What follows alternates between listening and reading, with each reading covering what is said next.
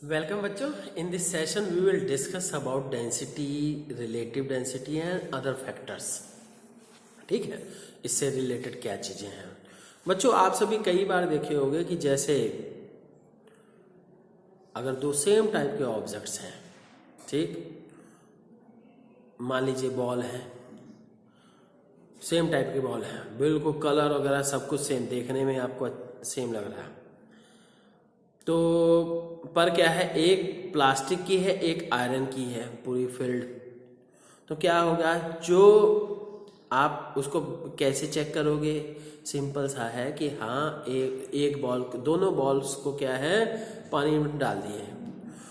जो ball float करेगी that will B of plastic, और जो बॉल डूब जाएगी वो क्या होगी, ये आयरन की। ठीक है, तो अब इसमें कौन सा कॉन्सेप्ट आया कि जिस बेसिस पे आपने ये डिसाइड किया। सिंपल सी बात है कि यहाँ एक जो क्वांटिटी या फैक्टर वर्क करता है दैट इज डेंसिटी। कि हाँ, आगे ये भी है कि फ्लोटेशन वगैरह के अपवर्ड, ये अपथ्रस्ट किस पे ज़्यादा लग रहा है, या weight of liquid displaced and so on, that is another thing. पर मेनली हम बात करते हैं कि अगर कोई ऑब्जेक्ट, किसी ऑब्जेक्ट की डेंसिटी मीडियम्स की डेंसिटी से ज़्यादा है तो वो ऑब्जेक्ट सिंक कर जाएगा, डूब जाएगा। और अगर मीडियम, जैसे कि यहाँ हम पानी की बात कर रहे हैं, तो ऑब्जेक्ट हो गया, प्लास्टिक हो गया और आयरन हो गया, तो आयरन की बॉल को डालेंगे तो डूब जाएगा। क्यों? क्योंकि आयरन की डेंसिटी वाटर की डेंसिटी से बहुत ज़्यादा है। और दूसरी चीज़ क्या है, प्लास्टिक की बॉल को हम डालें तो प्लास्टिक की डेंसिटी क्या है, वो वाटर की डेंसिटी से कम है, तो इसलिए वो फ्लोट करेगा। पर बच्चों एक चीज़ और कह सकते हैं कि अगर मान लीजिए जो आयरन की बॉल है और प्लास्टिक की बॉल है, दोनों की दोनों हॉलो है। हॉलो मतलब अंदर से पूरी तरह से खोखली। यहाँ प्लास्टिक का कोई टीना या डब्बा सोच लीजिए, क्या वो डूब जाएगा? नहीं डूबेगा, क्योंकि उसकी ऐसी शेप हो गई कि अब यहाँ पे अपथ्रस्ट या बॉयंट फोर्स वगैरह का भी कॉन्सेप्ट वर्क करेगा। कि जैसे कहा जाता है कि कील है, लोहे की एक कील है, कितनी हल्की होती है, 5 ग्राम की, पानी में डाले डूब गई। और इतना बड़ा बड़ा शिप रहता है, लोहे का ही रहता है ना, तो वो क्या है, इतना हैवी रहता तब भी समुद्र के पानी में तैरता रहता है। क्यों? ठीक है, क्योंकि बच्चों ये जान लीजिए कि ऐसी शेप दे दी जाती है कि वो मैक्सिमम अपने वेट से ज़्यादा लिक्विड को डिस्प्लेस कर रहा है। ठीक है, तो ऐसी सिचुएशन में वो क्या है, वो तैरता रहेगा, है ना। तो इसलिए तो अब हम पर यहाँ हमें बात केवल करनी है डेंसिटी की। डेंसिटी क्या कि it is the ratio of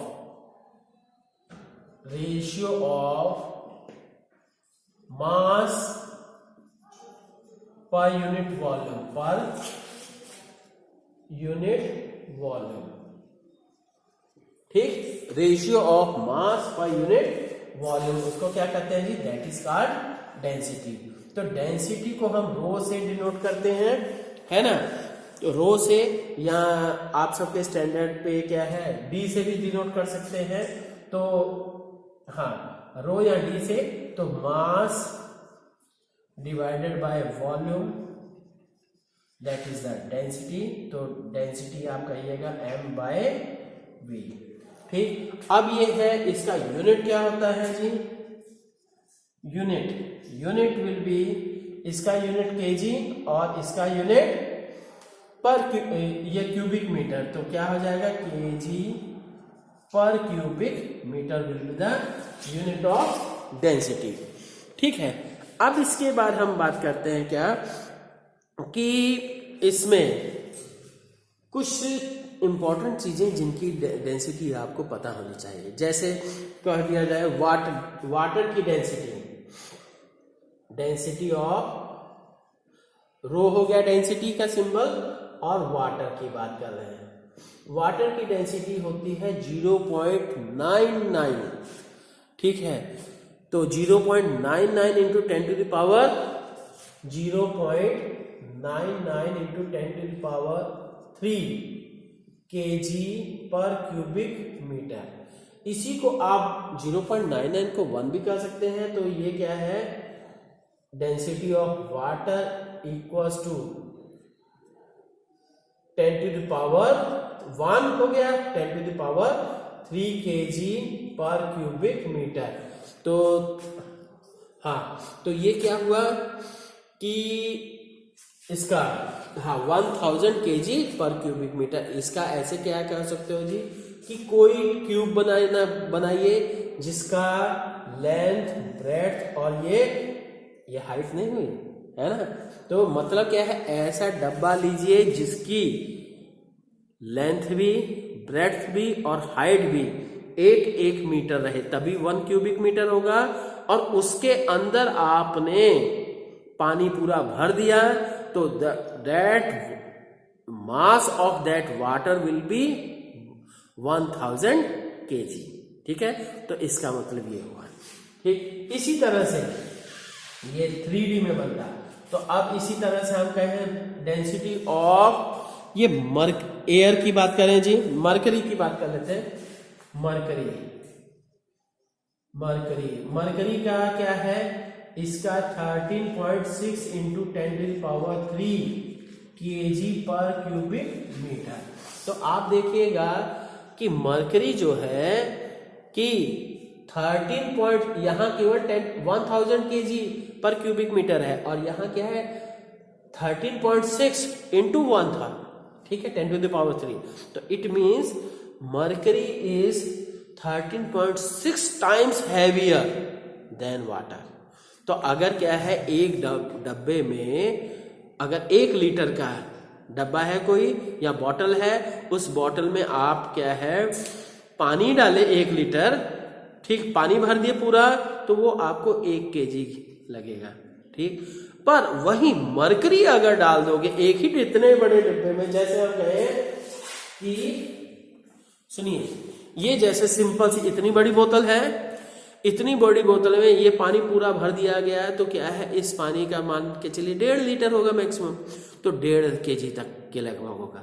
पर यही अगर मरकरी हम भर दे पूरा यहां तक, तो क्या होगा, mercury will be 13.6 times heavier than water.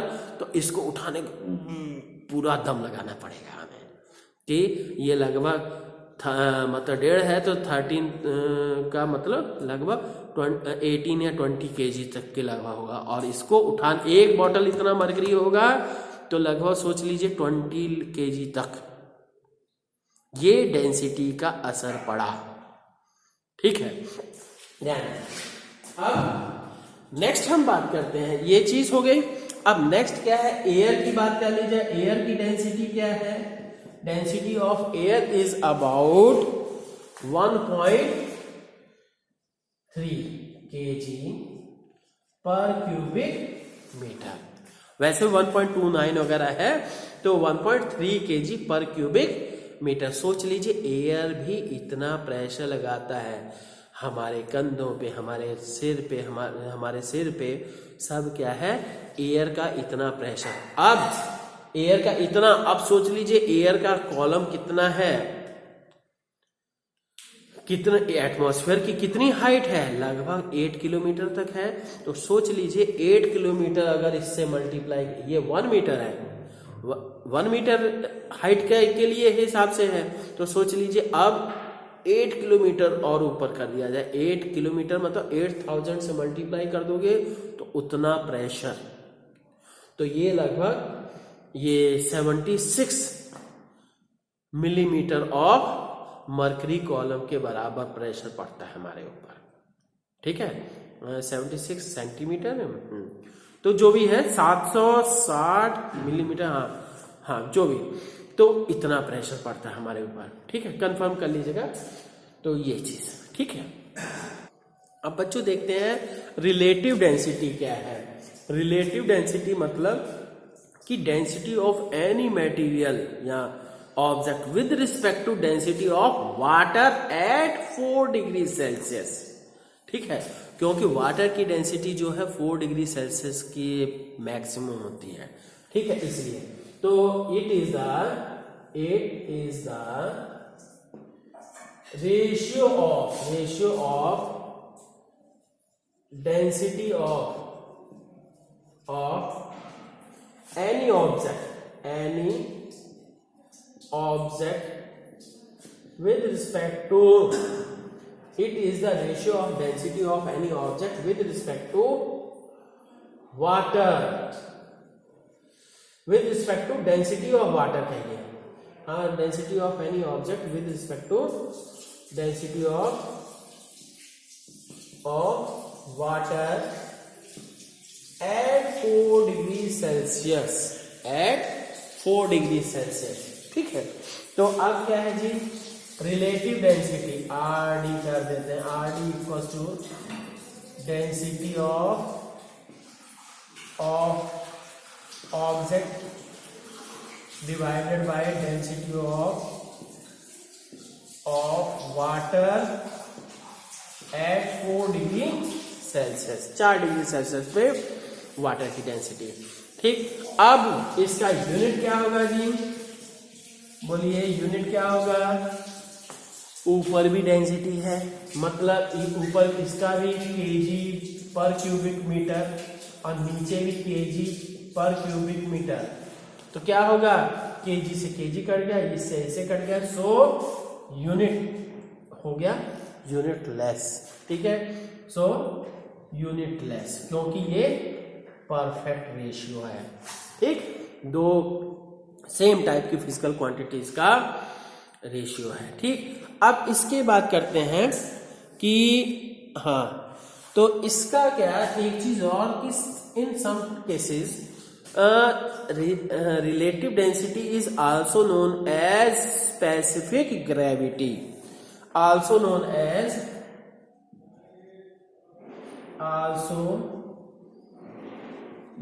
As specific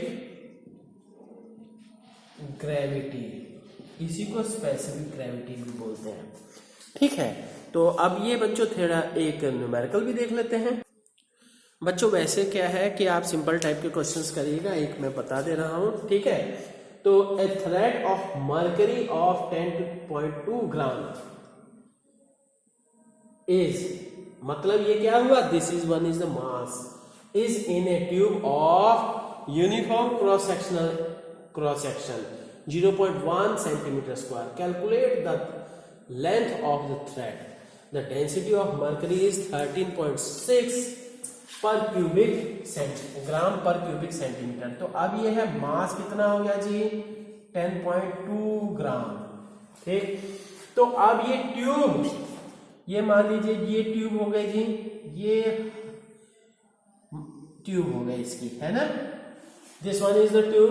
अब क्रॉस सेक्शनल एरिया, ये तो क्रॉस सेक्शनल एरिया ए हो गया, इसकी हाइट या लेंथ कहिए, है ना, और यहाँ पे इसका मास कितना मास इसका दे दिया इतना है, क्रॉस सेक्शन एरिया ये है, और लेंथ आपको निकालनी है, और साथ में रिलेटिव डेंसिटी कितनी है of mercury, sorry density of mercury क्या है, डेंसिटी ऑफ मर्करी इज 13.6 ग्राम पर क्यूबिक सेंटीमीटर। अब क्या करेंगे जी, क्योंकि आपको पता है आपको निकालना क्या है, लेंथ निकालो, you have to find out the length of this thread. ठीक है, लेंथ ऑफ दिस थ्रेड ये निकालना है, और साथ में क्या दिया है, क्रॉस सेक्शनल एरिया दिया है, cross sectional area is equal to 0.1 centimetre square. तो अब इसको क्या करेंगे जी, ठीक है, तो नेक्स्ट अब हम करते हैं, क्योंकि आपको पता है डेंसिटी इक्वल्स टू क्या होता है, since you know density equals to mass by volume, and mass तो ये हो गया, डेंसिटी ये हो गई, और वॉल्यूम मतलब कि एरिया इंटू क्रॉस से आल्सो, वॉल्यूम क्या होता है, volume equals to area into length, area into length. है ना। तो इसलिए क्या है, rho will be equal to m by a into L. तब क्या करेंगे जी, L will be equal to m a into L, sorry a into rho. Now put all the matters, values 10.2 and a की value 0.1 and ध्यान दीजिएगा सब ग्राम और centimetre में है, मतलब सीजीएस में है। अगर एसआई में रहता तब आप कन्वर्ट करते किसी एक सिस्टम में। तो अब यहाँ पे 0.1 और रो की वैल्यू कितनी, 13.6। ठीक, तो यहां से क्या है, डेसिमल तो कट गया इससे, तो कितना आ गया, इसको सॉल्व करिएगा, then you will get about ये कितना आ जाएगा जी, that will be equals to you will get that will be equals to 75, हाँ कितना 7.5 सेंटीमीटर आ रहा है ना, हाँ 7.5 सेंटीमीटर होगी हाइट उसके। ठीक है, ओके, थैंक यू बच्चों। इसी तरह से और भी न्यूमेरिकल्स करिए, है ना, एनसीईआरटी के क्वेश्चंस भी करिए। ठीक है, थैंक यू।